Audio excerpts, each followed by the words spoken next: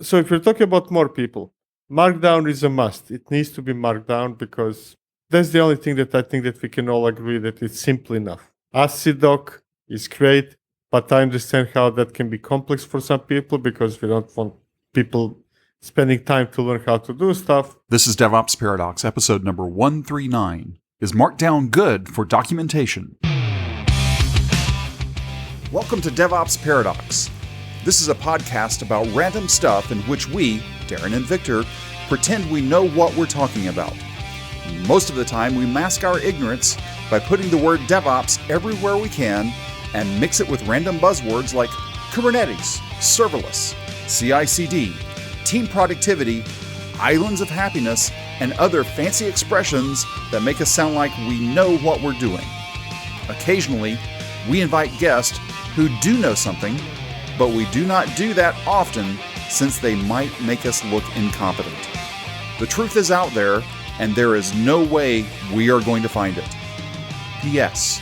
It's Darren reading this text and feeling embarrassed that Victor made me do it. Here are your hosts, Darren Pope and Victor Farsick. We recently received a question over on the DevOps Toolkit channel that we're going to spend a little bit of time digging deeper into. Now, if you're not familiar with DevOps Toolkit, go over to youtube.com, search for DevOps Toolkit. You'll see Victor's smiling face. And every other Thursday, we have an AMA. And this question is one of those questions that was submitted for the AMA. And we decided we wanted to go ahead and pull this one aside and expand on it a little bit longer. Because sometimes in AMA, you get 2, 3, 5 minutes, maybe on the outside. But here we can go longer form. And this question is from Karl Webster. And his question is, what do you use for documenting all of your notes? How do you take notes when learning a new technology or application? Is it VS Code? Is that always the answer? It's VS Code. In my case, it's VS Code. I like simply the idea that, to me, VS Code and browser is basically everything. Those are the only two things that are always open, excluding Slack, notifications type of communication type of tools. So in my case, it's VS Code. I do not want to go to other tools unless I have to. And that includes notes. I really don't want to start opening Google Docs. I really don't want to start opening Word documents and so on and so forth. Following that logic, that means that everything is, in my case, it's written in Markdown. Markdown is kind of, for me, without doubt, the best way to take any sorts of notes. Simply it's faster than anything else. And still extremely simple. Learning curve is non-existent. So it's Markdown, VS Code, and it all goes to Git. That's it. Oh, that was a short episode. Yeah. Okay. Because there's actually more. Well, I know there's not more, but there is more. What about for drawing? For drawing? Like if you're going to sketch something out, what are you going to do? Because sometimes words aren't worth, what is it? A picture's worth 1,000 words? Sometimes you don't have time to do 1,000 words. Absolutely right.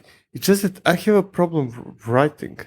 And I'm serious, Karl. I do not know how to write with hand, hand and pen. I don't know how to do that. My daughter is making fun of me whenever I try clumsily to write something. I know only capital letters. And that goes badly. There is no way you can read what I write. And that poses a problem for me when drawing, right? Because there is always something writing on a drawing. Just as much as I started disliking tools like Google Docs or Word for writing, I also dislike the drawing tools other than freehand drawing. So I just freehand it. And what are you using for freehand? Just a piece of paper? Are you... No. I'm fully electronic. Okay. I have a tablet. What's Huion or something like that. It turns out to be a very good one and extremely cheap. Like, I don't know, $50-$60. It's doing miracles for me. So you sit there, you do a little sketch on that, you save it to an image, PDF or whatever, and it goes off to somewhere. Yeah, kind of open your favorite drawing tool, it can be anything, whatever is free in your operating system, Just draw as if you would be drawing on a napkin. It's not so pretty. I know that people prefer things like Excali Draw and whatever was there before. I don't remember. And I do admit that my drawings are useless. But I like hand drawing because I'm so obsessed with not wasting time. And to me, making it pretty is a waste of time. So what other, we're joking sort of, but not really, that it's Markdown in VS Code to get. You've got a little sketch app that you use. There has to be more for documenting a process. So let's do this. Recently you did a video on DevOps Toolkit about local stack. What was your process? Because you had not seen local stack up to that point, I'm assuming, other than maybe seeing a post about it, right? You hadn't gone hands-on with local stack until that point. I did a long time ago, but that almost doesn't count. I think I spent a couple of hours. Because it was too far. Total. Yeah. Right, too far long ago. Yeah. Exactly. But in my case, in the past, it was very different. Right now, my notes are nothing but commands, code, and manifests. I hardly write a single word outside of that. I mean, there are sometimes kind of like, hey, this doesn't work, or mostly for to-dos, right? Yeah, I do write to-dos. But I have a feeling at least it works for me that, hey, when I need to write some script for either content that will be published or something that will not be published, but in any case, some sort of notes, that's always commands, almost always commands, not really text. Because I have this feeling that, hey, if I'm inventing now, instead of, and now we build an image, Docker image build. To me, that explains better, that command explains better, for me personally at least, what is happening, what is supposed to happen than writing it down. Like, hey, now we build an image. I'm very much in favor of code, commands, very technical stuff. Not very technical, actually. Yeah, so that also means knowing how your videos are produced, you have a gist typically that has the commands that you publish along. So you're doing that outside of Markdown. Yes. So the gist in the videos, that I think that almost every video, if not literally every video, has a gist. And that gist happens to be all the notes I have before the video. I have nothing beyond that. Now, there is a Markdown behind the scenes, but that Markdown is for things that do need to be written, like, hey, this will be the description of the video, this will be the time codes, the title, instructions for the editors and animators and things like that. So I have a gist and I have a Markdown, but the gist itself is the only thing that I use for myself because that works for me. And then, yeah, I do admit that I do write real words when it's for somebody else. So that actually, one of the things here, going back to Karl's question, is what do you use for documenting all your notes? We said VS Code, you generate gists, but you're also generating video files. Your video files are your words. Yes, that's kind of, in my case, replacement for what other people would write as a wiki page, as a blog post, as whatever you do, right? And this is not necessarily only for content creators. I think that it equally applies for within a company, right? I think that video is a good format to transmit a message. It's not a very good format. I still prefer written word when something should be searchable and when something should be referenced and so on and so forth. So like, if you would change the question from, hey, how do you do stuff outside of producing content? Let's say the things that I do within my company, then it's almost exclusively written word, but it's still Markdown and it's still Git. We are, for example, 100% GitHub, I think. Everything is an issue and everything is a file in a Git repository. We do not use Jiras, we do not use wikis, any of those things, literally. GitHub, 100%. That works well. It's not ideal, to be honest. And there are things to be, things that I might want to improve on how GitHub issues work, maybe GitHub projects, and so on and so forth. But in my case, in our case, it happens to be better than alternatives. It's kind of easy.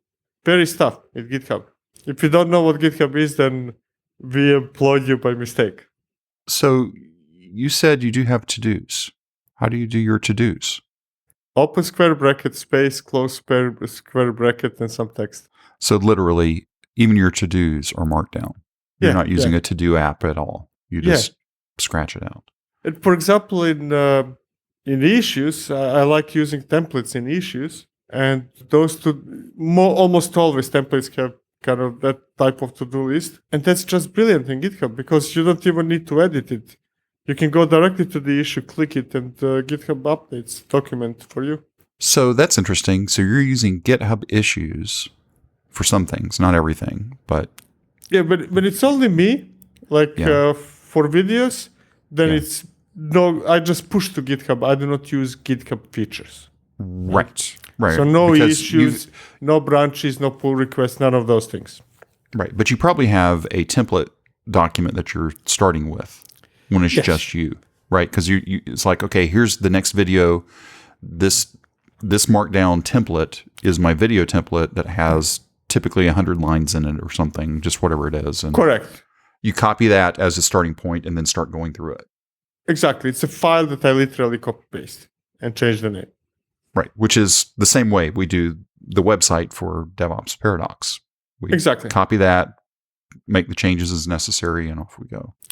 Now, if that would involve more people, and when I say more, I don't mean necessarily 2, but let's say more than 5, then probably something slightly more sophisticated, like templates that I mentioned, the GitHub templates, for example, are a great way to do similar effect, right? Just without wondering where is the file to copy and things like that. But again, we keep coming back to Markdown, Visual Studio Code.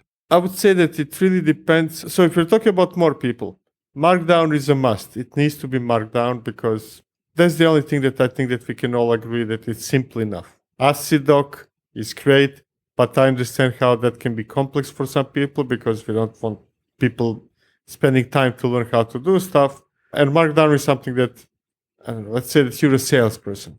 You can learn Markdown still. It's so simple. And Git is a requirement. So Markdown and Git, I think, should be a requirement. Now, whether it's Visual Studio Code or you use Nano, that's a personal preference. So there are requirements within a group of people, and there are personal preferences. Visual Studio Code enters into the latter category, I think. So Markdown, Git, if everybody's fluent in AsciiDoc, maybe AsciiDoc, because maybe. I'm saying that's a maybe. That's not your process, though. Kind of depends how far you want to go. If you want to say, hey, everybody should be able to do this, then I think that AsciiDoc is a bit more complicated. If you say this is only for engineers, exclusively for engineers, then yeah, why not? Right? I could argue that if you have a non-engineer person, it would be hard to get used to AsciiDoc. I agree.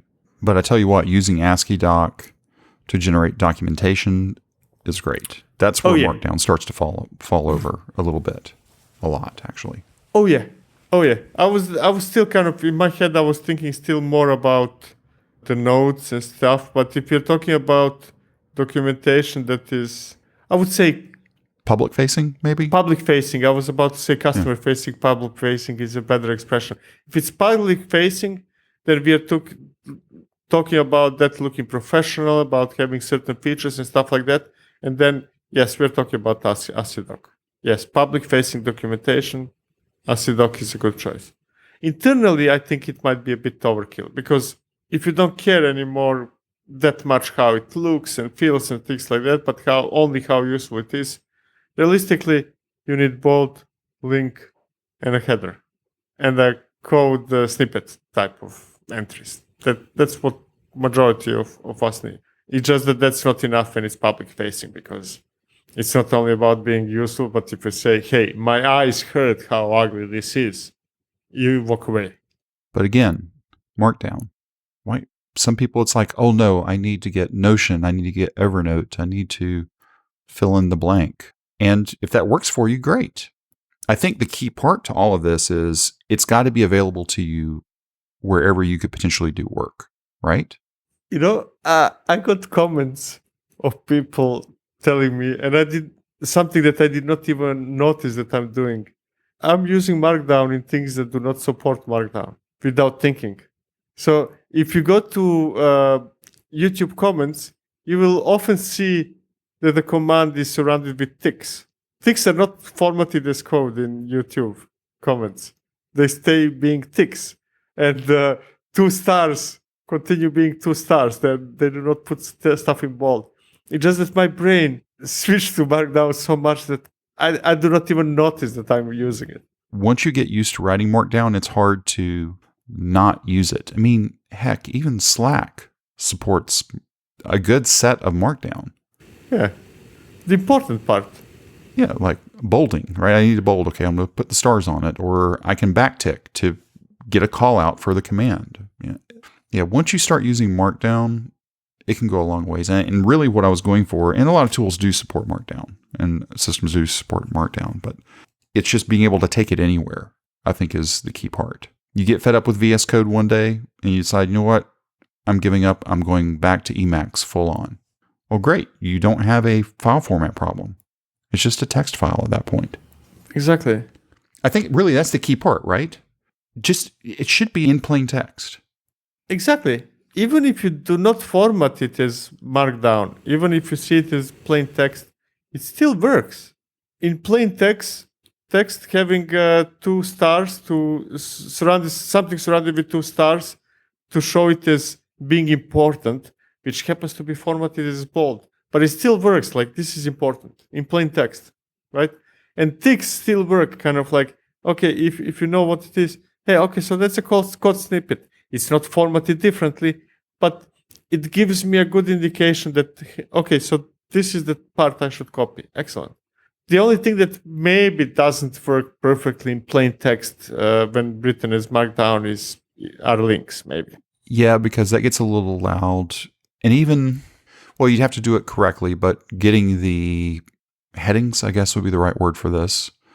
Yeah, headings work fine, right? I guess so. Well, if it's a 1, 2, or 3, then, okay, wait, we're 3, this is, like, if you're following the semantics of correct heading, like, did you mix in a 5 right after a 1? That doesn't make sense because a 2 should always follow a 1. It's those kinds of things that if I see a 3 heading, I need to, okay, well, which 3 heading is this of the 2? Which 2 heading has this 3 heading? I would say that if you use heading 1 and 2, great. 3, maybe. If you go beyond 3, Markdown is too simple for you. Switch to ASCII immediately, because then you obviously are doing something that needs, I was about to say, real formatting. It's not that... Well, it's more typographic work at that Exactly. point versus just notes, for lack of a better term. Yeah. So the commonality here is, though, whether you're using ASCII doc, if you've never even heard of it, it's just plain text too. Yeah. It's correctly tagged text, plain text. So the common thread here is it's all plain text. Exactly. I think that the ultimate goal, and people think that I'm a freak, but the ultimate goal is for me to hardly ever lift my hands from the keyboard. The less I use mouse or trackpad, the better. And how do you do that? It's plain text. Markdown. Well, I know it's Markdown, but it's plain text. It really boils. Exactly. It's Markdown is flavored plain text. Yeah, I mean, I was exaggerating, really. Kind of, it doesn't have to be Markdown. Very often I take notes. Sometimes I start with a script and then continue using that script as my notes and just put comments around the text. It's more about plain text, right? If you like writing as a shell script, I think that's still fine. Just surround things as comments. That's it. Is that it? Is that all we have to say about documenting your notes? Markdown and Git. I think that the key there is, we can talk about preferences. Do you like touching your mouse or you don't? Do you like this or that? I think that the key here really is that Git is supposed to be the place where we store stuff. I want you to store your documentation in Git. I see no good reason why it shouldn't be. If you're storing things in Git, I want you to be able to, if there is ever a need, to create a pull request, to diff things, to do the things that Git does. And here's a catch. You cannot do that if it's not in plain text. It can be shell script, it can be Markdown, ASCII-Doc, JavaScript, Go, Python, whatever you want. But it cannot be a Word document or Excel sheet. That's the point. I mean, it can be. There is nothing preventing you storing those in Git. But then you might ask yourself, why Git? I guess what you were just saying is if you ever have to do the diff, it's got to be plain text, no matter what it is. I guess you could technically write all of your notes using Go instead of, right? Yeah. It's just the interpretation of it would be, okay, why did I write this function here it's a contrived example, but it's plain text, right? It's just Markdown is equivalent to Go. The other day, actually, I saw, I don't know whether that was an example from, I think it was Apple, Code in Apple. It has like huge documentation on top of each public or major class or something like that. It was all with bubbles and persons involved and stuff like that. So they were using some kind of tool to translate Google Docs type of stuff combined with drawing into ASCII. And that was so amazingly good. Do you have the link to that? Do you remember where it was? I wish if one day I start collecting links. That would have been good to include in the show notes, but oh well. So, Victor's process for documenting all of his notes. What's your process? Wait. What's my process? Very similar. The only thing that I use is I do have a to-do tool that I use. It's called Remember the Milk. And it's really stripped down, really simple. I've tried all the heavier ones, but that's the one I use for long-term, day-to-day type stuff. For like your process for doing the video, I have the same thing, but I'm using Markdown for that. I produce a document that I track beginning to end for pretty much everything. So that's the one I start with, and then I go through it and it's done. But for things that are a little more day-to-day type work, or I need to put it on a calendar, that usually ends up, I'm saying usually because it's not always, but most of the time, in Remember the Milk, and then it gets pulled into the Markdown doc once I'm going on it. And I also still use paper. I have a day planner, and a lot of notes go into my days, and every week I go back through my planner for that week, and it's like, is there anything else that I need to transfer off to cold storage? And cold storage is usually a Markdown doc. Because maybe at the time I'm not sitting in front of a computer, but I have my laptop with me. Or excuse me, not my laptop, I have my day planner with me. So I can write out the notes, and it's like, okay, this goes into this Markdown file. So I do the cleanup either at least once a week, if not at the end of each day. That's my general process. Nice. I envy people. You will think that this is ridiculous or funny that I'm inventing, but I've been even planning to kind of like take writing lessons again. Oh, I didn't say that I could always read what I write. Paper, eh? Well, I mean, it's just something that I've always done. So I like having paper around. Not that I take a lot, because most of the time I am on a keyboard. But in those very rare times where I'm not around any kind of digital device, and yes, that is still possible in 2021, headed into 2022. It is possible to not be around a digital device and just have paper and be able to write. Pen, I hope it's pen. It's not like kind of I have no pen, I have only paper, and then you cut your finger and blood or something. No, I have a pen, but my pens. Okay, so you could get into a whole different subgenre here, but I'm not going to. I use hotel pens. This is the part that I miss about not traveling, is going to hotels and just taking the pens out of the room. Those are my favorite pens. I don't like the fancy pens. I just like a good hotel pen. So what else are you taking from hotels? Do you bring an empty suitcase with you to a hotel, or it's only pens? No, it's usually the pen, the scratch pad, if there is a scratch pad, because I'll throw that in the bag, and on the outside chance they've got really good shampoo, I'll throw the shampoo in. But most of the time most of them don't have really good shampoo. Some of them do. But I have to admit, I do like the hotels now that put shampoo just in the, what do you call that? You know, you hang it on the wall, you put dispenser. Yeah, the dispenser ones. Those are nicer, I think. Yeah. Less waste. But it also means I can't take them with me. So, yeah. I mean, you can just keep it squeezed for a very, very long time. And fill up my own bottle, and then, yeah, could do that. How do we end up here? I don't know. But anyway, documenting. I think the other key part to this is just keep it simple. Don't overthink it. If you're all in on GitHub and you like GitHub issues and you want to do GitHub projects and what's their new thing? Discussions. There may be ways to maybe live all within GitHub and do it all there, but really may not be necessary. I think that the key there is really what you said, keep it simple. I think that much of misery in our profession comes with trying to fulfill everybody's requests. It's a typical thing, like, let's say with Jira, when you start designing your processes and issue tracking and stuff like that. And then everybody comes up with what they need, and you end up with 1,000 fields. The same thing for nodes, right? Keep it simple. Yeah, you don't have this. Okay, so what? Kind of, is it really important, right? People just tend to, I don't know, that is it like kind of making people feeling the need to express something as projecting the importance or something like that? I think it could be part of it, or it's just the human need, especially as an engineer, to over-engineer everything. Yeah. So we're saying don't do that. Just keep it simple. The way I like to think about it is keep it as simple for as long as possible and only complicate it if you have to. That's what my age is beginning to tell me a lot. So what do you use? How do you document your notes? Head over to the Slack workspace, go to the podcast channel. This is episode 139. You'll see that there, and you can leave some comments right underneath that in the thread. We hope this episode was helpful to you.